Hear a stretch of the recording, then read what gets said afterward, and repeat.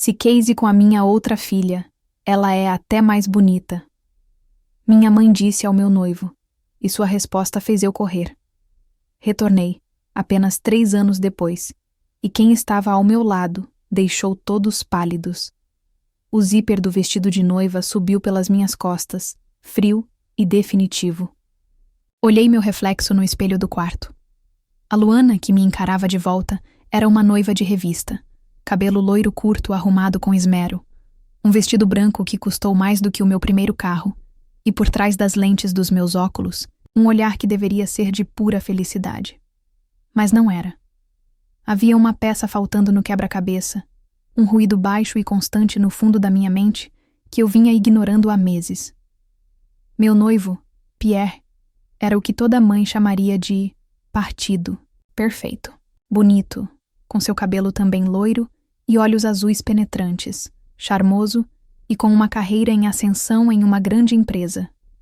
Ele dizia que me amava, e eu acreditava. Ou melhor, eu me forçava a acreditar. Eu o amava.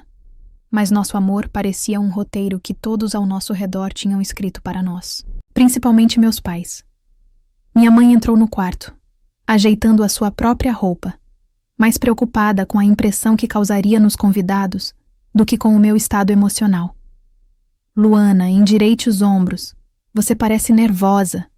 Ela disse, com aquela voz que não era um conselho, mas uma ordem. Todos os olhos estarão em você e em nós. Este casamento é o nosso futuro. O nosso futuro. Ela sempre dizia isso. Desde que apresentei Pierre, seus olhos brilharam com cifras e status social. Meu pai era igual. Ele não via um genro, via um investimento. Lembro-me de uma noite, meses atrás, quando o ouvi dizendo à minha mãe no corredor: ele vai longe, esse rapaz. Se a Luana for esperta, ela garante o nosso conforto para o resto da vida. Eu era a isca, o passaporte deles para um mundo de luxo, que eles sempre cobiçaram, mas nunca alcançaram. E então, havia a minha irmã, Sara. Ela entrou no quarto logo depois da minha mãe, usando seu vestido de madrinha. Linda, como sempre, com seu cabelo preto e longo contrastando com a pele clara. Mas seus olhos castanhos, que um dia foram tão cheios de cumplicidade, agora me evitavam. Você está linda, ela disse, mas a frase soou vazia, ensaiada. Obrigada, Sara. Estou feliz que você esteja aqui comigo, respondi, tentando buscar em seu rosto algum vestígio da irmã que eu conhecia. Ela apenas forçou um sorriso e começou a arrumar uma dobra imaginária no meu vestido. Nos últimos meses, ela estava cada vez mais distante. Sempre que Pierre estava por perto, ela ficava quieta, quase invisível. Eu achei que era ciúme, ou talvez ela apenas não gostasse dele tanto quanto nossos pais. Como eu estava enganada. A verdade era muito mais feia e estava escondida bem debaixo do meu nariz. A pressão era imensa. Cada detalhe do casamento, da cor das flores à lista de convidados, foi uma batalha. Meus pais queriam mais extravagância, mais pessoas importantes, mais demonstração de riqueza. Pierre parecia concordar com tudo, sempre com um sorriso polido, dizendo: o que seus pais quiserem, meu amor. A felicidade deles é importante para mim. Na época, eu via isso como gentileza. Hoje, vejo como estratégia. Enquanto minha mãe e minha irmã me rondavam como abutres bem vestidos, senti uma onda de sufocamento. O vestido, antes um sonho, agora parecia uma jaula de cetim. Preciso de 1 minuto. Só 1 minuto, por favor. Pedi, minha voz um pouco trêmula. Minha mãe me lançou um olhar de reprovação. Não demore. Os convidados estão chegando. Elas saíram do quarto, e o silêncio que se instalou foi pesado. Andei até a janela, olhando para o jardim impecável onde, em menos de 1 hora, eu me tornaria a esposa de Pierre. Por que eu sentia esse pânico? Por que a imagem do nosso futuro juntos me parecia tão artificial? Eu precisava de ar. Ar de verdade. Abri a porta do quarto devagar, espiando o corredor. Vazio. Em vez de ir para o jardim, Senti um impulso de andar na direção oposta para uma pequena ala de escritórios do local da festa. Eu só queria um canto quieto, longe de todos, para tentar acalmar meu coração acelerado. Passei por uma porta de madeira escura, entreaberta. E foi então que ouvi as vozes. Vozes que eu conhecia melhor do que a minha própria. A voz aguda e calculista da minha mãe. A voz grave e concordante do meu pai. E a voz suave e sedutora de Pierre, meu noivo. Meu corpo gelou. Eu não deveria estar ali, não deveria ouvir. Mas algo me prendeu ao chão, uma força invisível que sabia que o que quer que fosse dito naquela sala iria mudar tudo. Inclinei-me, com o coração batendo descontroladamente contra as costelas, e colei meu ouvido na fresta da porta. Pierre, querido, precisamos ter uma conversa séria. É para o bem de todos. Minha mãe começou, com um tom adocicado e perigoso. Claro, ele respondeu. Aconteceu alguma coisa? Não. Está tudo perfeito. Mas meu marido e eu estávamos pensando. Luana é uma boa moça, mas ela é teimosa. Tem as próprias ideias, questiona tudo. Você sabe como ela é com aqueles óculos e livros. Fiquei paralisada. Minha própria mãe falava de mim como se eu fosse um produto com defeito. O que a senhora está querendo dizer? A voz de Pierre era cautelosa agora. E então veio o golpe, a frase que se tornaria o marco zero da minha nova vida. A frase que queimaria em minha memória para sempre. Foi a voz da minha mãe, clara e sem um pingo de hesitação. Se case com a minha outra filha, Pierre. Se case com a Sarah. Ela é até mais bonita. E muito mais obediente. Ela fará tudo o que você e nós quisermos, sem questionar. Um silêncio mortal caiu sobre a sala. Por um segundo, eu rezei. Rezei para que Pierre risse, para que ele os mandasse embora, para que ele defendesse a mulher com quem estava prestes a se casar. Rezei para que o homem que eu achava que amava existisse.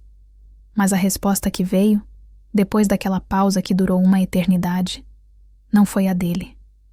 Foi a do meu pai. É uma excelente ideia. Sarah sempre o admirou. Ela seria a esposa perfeita para um homem como você. Meu mundo começou a desmoronar. Eu mal conseguia respirar. Minhas mãos tremiam tanto que tive que me apoiar na parede para não cair. E então, a voz de Pierre cortou o silêncio. E com um nem ela cortou meu coração em 1000 pedaços. A minha oração não foi atendida. O silêncio que se seguiu à sugestão do meu pai foi quebrado pela voz de Pierre, e cada palavra foi um prego sendo martelado no meu caixão. Bem, isso é inesperado, ele disse, e eu pude ouvir o sorriso em sua voz. Não era um sorriso de surpresa, mas de satisfação. Mas para ser totalmente honesto com vocês, talvez seja o melhor. Sarah e eu, nós já temos um entendimento, uma conexão, um entendimento, uma conexão. Era assim que ele chamava. O ar escapou dos meus pulmões em um chiado mudo. Meu cérebro, em um último ato de autodefesa, tentou rejeitar o que eu estava ouvindo. Era um pesadelo, uma brincadeira de mau gosto. A qualquer momento eu acordaria no meu quarto, suando frio, e o dia do meu casamento ainda estaria à minha frente, imaculado. Mas o pesadelo continuou. Nós não queríamos magoar a Luana. A voz dele soou falsamente arrependida. Aconteceu. Sarah me compreende de uma forma que a Luana, com todo o seu idealismo, nunca conseguiu. Ela entende o que é preciso para ter sucesso, a importância das alianças certas. Alianças. Era disso que se tratava. Um negócio. Meu casamento era um negócio, e eu estava sendo substituída por um modelo mais novo e mais cooperativo. O ruído na minha cabeça, aquele zumbido constante de que algo estava errado, explodiu em uma clareza ensurdecedora. A distância de Sarah, seus olhares furtivos para Pierre, a cumplicidade entre ele e meus pais, tudo se encaixou. Não era um quebra-cabeça, era uma conspiração. E eu era o único peão no tabuleiro que não sabia as regras do jogo.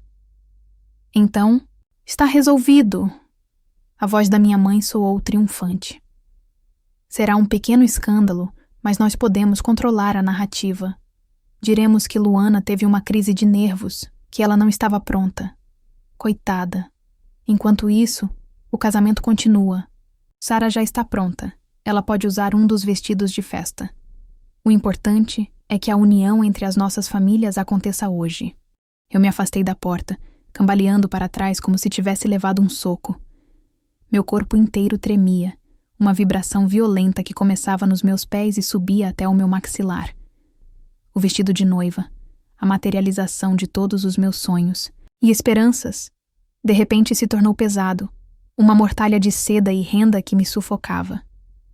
Eu olhei para as minhas próprias mãos. Nelas, o anel de noivado que Pierre me deu brilhava sob a luz fraca do corredor.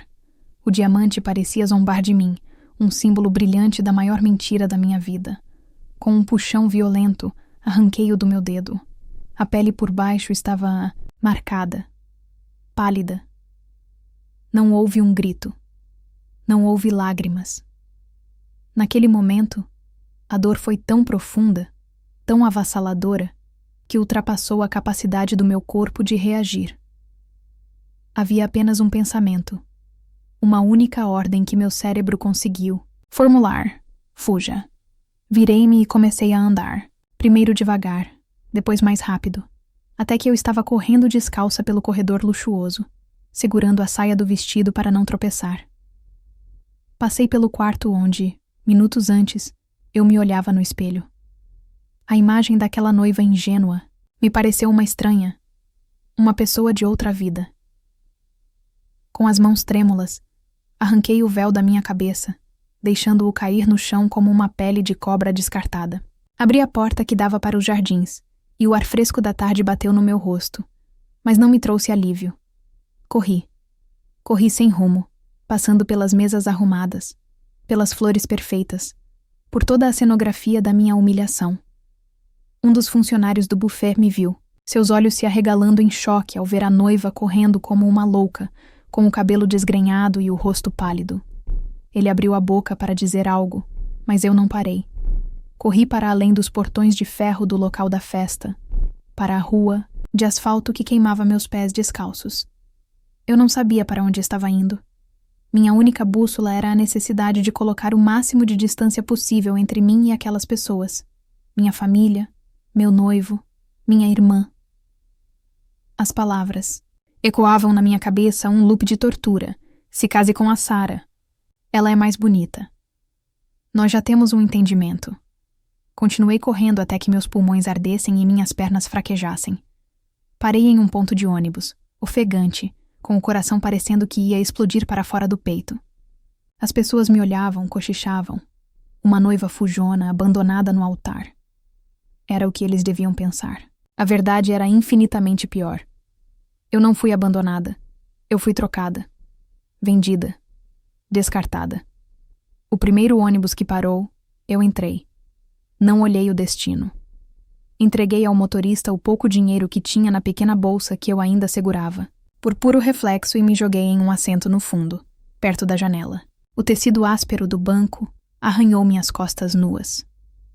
Enquanto o ônibus se afastava, eu via pelo vidro sujo os bairros da minha cidade passando, os lugares da minha infância, da minha vida inteira. Cada esquina guardava uma memória que agora estava envenenada. O parque onde Pierre me pediu em casamento, a sorveteria onde eu e Sara dividíamos segredos, a rua da casa dos meus pais, o lugar que eu chamava de lar e que se revelou um ninho de traidores. Foi só então, quando a placa de bem-vindo da minha cidade natal desapareceu na distância, que as lágrimas vieram. Elas não foram silenciosas ou delicadas. Foram soluços violentos que sacudiram meu corpo inteiro. Um grito de dor por tudo que eu tinha perdido. Eu chorei pela menina que acreditava em contos de fadas, pela mulher que pensou ter encontrado o amor, pela irmã que pensou ter uma amiga e pela filha que pensou ter uma família. Todos eles morreram naquela tarde, deixando para trás apenas uma mulher de vestido de noiva rasgado, em um ônibus para lugar nenhum, com o coração em ruínas. Eu não sabia para onde estava indo, mas sabia de uma coisa. Eu nunca mais voltaria a ser a mesma. 3 anos. No grande esquema do universo, 3 anos são um piscar de olhos. Para mim, foram uma eternidade e uma nova vida inteira. A mulher que fugiu em um ônibus, com o vestido de noiva sujo e o coração em pedaços, não existia mais. Eu a enterrei em algum lugar no caminho, entre cidades desconhecidas e noites insones. Em seu lugar, uma nova Luana nasceu. Eu me mudei. Para a capital, consegui um emprego modesto. Estudei à noite e, lentamente, reconstruí a mim mesma, tijolo por tijolo. Troquei as lentes grossas dos óculos por lentes de contato, que me forçaram a encarar o mundo de frente. Meu cabelo loiro continuava curto, mas agora com um corte moderno e ousado. Eu não era mais a garota quieta que tentava agradar a todos. Eu aprendi a dizer não. Aprendi o meu próprio valor, um valor que não dependia da aprovação de ninguém. E então, eu conheci Jean-Luc. Ele era um empresário francês, charmoso e inteligente, que estava de passagem pela cidade a trabalho. Nosso encontro foi casual, em um café. Ele não viu uma noiva fujona ou uma filha rejeitada. Ele viu a mim, a Luana que eu tinha me tornado. Uma mulher forte e independente. Com ele, o amor não era um roteiro ou um negócio. Era uma conversa fácil, um respeito mútuo e um carinho que curava as cicatrizes que eu nem sabia que ainda estavam abertas. Eu nunca quis voltar para a minha cidade natal. Aquele lugar era um cemitério de memórias. Mas o destino, com seu senso de ironia, tinha outros planos. A empresa de Jean-Luc estava se expandindo, e o local escolhido para a sua nova e maior filial na América do Sul era precisamente a minha cidade. Jean-Luc, sem saber da profundidade do meu passado ali, me pediu para acompanhá-lo na viagem inaugural. Ele seria o anfitrião de um grande evento para lançar o novo empreendimento, e queria que sua noiva estivesse ao seu lado. Meu estômago se revirou com a ideia, mas olhar para o rosto dele, tão cheio de amor e confiança, me deu a força que eu precisava. Eu não era mais aquela garota assustada. Eu voltaria sim, mas nos meus termos. Minha chegada, claro, não passou despercebida. Minha mãe, através de suas redes de fofoca, descobriu que eu estava na cidade e no hotel mais caro. O telefonema foi imediato. A voz dela era um mel enjoativo, fingindo um arrependimento que ela não sentia. Ela insistiu em um jantar. Para colocar as coisas em pratos limpos, minha filha. Sentimos tanto a sua falta. Eu sabia que era mentira. Eles não sentiam minha falta. Sentiam falta da oportunidade que eu representava. A curiosidade sobre o homem rico ao meu lado era o verdadeiro motivo. Concordei. Não por eles, mas por mim. Eu precisava enfrentar os fantasmas do meu passado para finalmente me livrar deles. O encontro foi em um restaurante sofisticado. Cheguei de mãos dadas com Jean-Luc. Quando meus pais me viram, ficaram boquiabertos. A transformação na minha aparência e postura era evidente. Mas os olhos deles rapidamente se fixaram em Jean-Luc, medindo o corte do seu terno, o peso do seu relógio, a aura de poder que ele exalava sem esforço. E lá estavam eles, sentados à mesa, Pierre e Sarah. O tempo não tinha sido gentil com eles. Sarah parecia abatida, com olheiras profundas que a maquiagem não conseguia esconder. O brilho de vitória que ela talvez tivesse tido no dia do casamento havia se apagado, substituído por uma resignação cansada. A vida de aparências que eles levavam, como eu soube mais tarde por conhecidos, era exaustiva. Pierre, por outro lado, parecia ter engordado com a própria arrogância. Ele me olhou de cima a baixo com um sorriso de escárnio, como se eu ainda fosse a garotinha boba que ele enganou. Luana, veja só, o mundo dá voltas, não é mesmo? Ele disse, com a intenção clara de me diminuir. Sim, Pierre. Ele dá, respondi com uma calma que o surpreendeu. Apresentei Jean-Luc e o jantar começou. Foi uma tortura de frases forçadas e sorrisos falsos. Meus pais tentavam impressionar Jean-Luc de todas as formas, enquanto Pierre tentava competir com ele. Ele falava alto sobre suas conquistas, seu carro e principalmente sobre seu cargo. As coisas andaram muito bem para mim depois de tudo. ele disse, olhando para mim. Eu sou gerente sênior de operações em uma das maiores multinacionais de tecnologia do país, um cargo de muita responsabilidade. Ele estufou o peito, esperando impressionar. Minha mãe sorriu, orgulhosa do genro que ela escolheu. Jean-Luc, que até então tinha sido educado e silencioso, observando a dinâmica doentia daquela família, ergueu uma sobrancelha. Ah, é mesmo? Que interessante. É uma boa empresa, tenho ouvido falar. Jean-Luc disse em seu português, com um leve sotaque francês. Qual o nome dela, se não se importa que eu pergunte? Pierre sorriu, presunçoso, e disse o nome da companhia em voz alta, como se fosse o dono. Eu senti um arrepio. Eu sabia que a empresa de Jean-Luc atuava no mesmo setor, mas nunca havíamos discutido os nomes de concorrentes ou subsidiárias. Olhei para Jean-Luc e vi um brilho de compreensão em seus olhos. Ele juntou as peças do quebra-cabeça. Ele pousou o garfo e a faca delicadamente ao lado do prato, limpou a boca com o guardanapo de linho e olhou diretamente para Pierre. O ar na mesa mudou. A calma de Jean-Luc era mais intimidante do que qualquer grito. Entendo, ele disse, com a voz suave, mas carregada de uma autoridade inquestionável. Então você deve conhecer o meu trabalho. É um prazer, finalmente, conhecer um dos nossos gerentes. Pierre franziu a testa, confuso. Nossos gerentes? Como assim? Jean-Luc me ofereceu um sorriso rápido e tranquilizador, antes de se virar. Novamente para Pierre. Sua próxima frase fez o tempo parar. Eu sou Jean-Luc Moreau, o fundador e CEO global dessa empresa. A filial que estamos inaugurando aqui esta semana é a minha mais nova aposta. E eu acredito que você, senhor, se reporta a um diretor que se reporta diretamente a mim. O silêncio que caiu sobre a mesa foi absoluto. Vi a cor sumir do rosto de Pierre, como se todo o sangue tivesse sido drenado de seu corpo. Ele ficou pálido, lívido. Sarah arregalou os olhos, a boca entreaberta, em um ó perfeito de choque. E meus pais? Meus pais congelaram, os talheres a meio caminho da boca, os rostos uma máscara de puro terror e ganância frustrada. Eles não tinham apenas me trocado por minha irmã. Eles tinham trocado a noiva do gerente pela noiva do dono. E naquele instante, eles entenderam a dimensão catastrófica do erro que cometeram. O jantar terminou em um silêncio constrangedor e apressado. Pierre mal conseguia me encarar, enquanto meus pais pareciam ter encolhido em suas cadeiras, subitamente pequenos e insignificantes. Nos dias que se seguiram, a cidade fervilhava com a notícia da inauguração da nova sede da empresa de Jean-Luc.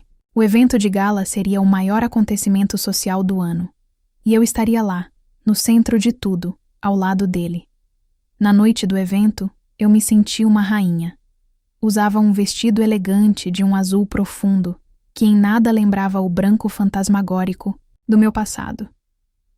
Ao lado de Jean-Luc, que era a personificação da confiança e do carisma, eu cumprimentava prefeitos, investidores e executivos. Eu não era mais a filha de alguém ou a noiva de alguém. Eu era Luana, e estava ali por mérito próprio, como a futura esposa do anfitrião. De longe, eu os vi, meus pais, Sarah e Pierre. A presença de um gerente sênior como ele era, claro, obrigatória. Eles se mantinham em um canto, deslocados, observando-me com um misto de medo e inveja. O olhar do meu pai não se desgrudava de Jean-Luc, calculando o tamanho da fortuna que ele havia perdido. Minha mãe parecia amarga, forçando sorrisos para os conhecidos. E Sarah? Ela apenas olhava para o chão, seu prêmio ao lado dela, agora, revelado como um homem pequeno e apavorado.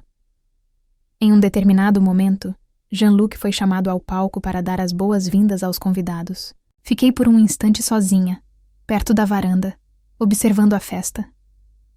Foi a oportunidade que Pierre esperava. Ele se aproximou de mim, o rosto vermelho, uma camada fina de suor na testa. A palidez do choque havia sido substituída por uma raiva desesperada. Você está se divertindo, não é? Ele sibilou, a voz baixa e venenosa para que só eu ouvisse. Deve se sentir muito poderosa, tendo o chefe de todos na palma da sua mão. Mas você não me engana, Luana. Eu o encarei, sem uma gota do medo que ele esperava ver. Eu não sei do que você está falando, Pierre. Ah, você sabe.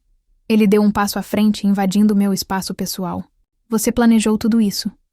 Voltou aqui para se exibir, para me humilhar. Mas quer saber a verdade? Você pode usar as roupas que quiser, mas continuará sendo a mesma garotinha assustada e instável que fugiu do próprio casamento. A noiva, fujona, nada vai mudar isso. Suas palavras eram cruéis, desenhadas para me ferir, para me levar de volta àquele corredor, àquela dor.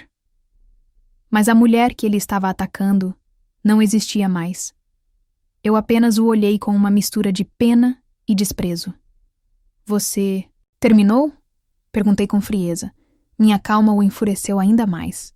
Ele abriu a boca para dizer algo pior, mas uma voz tranquila e firme o interrompeu. Eu acredito que sim.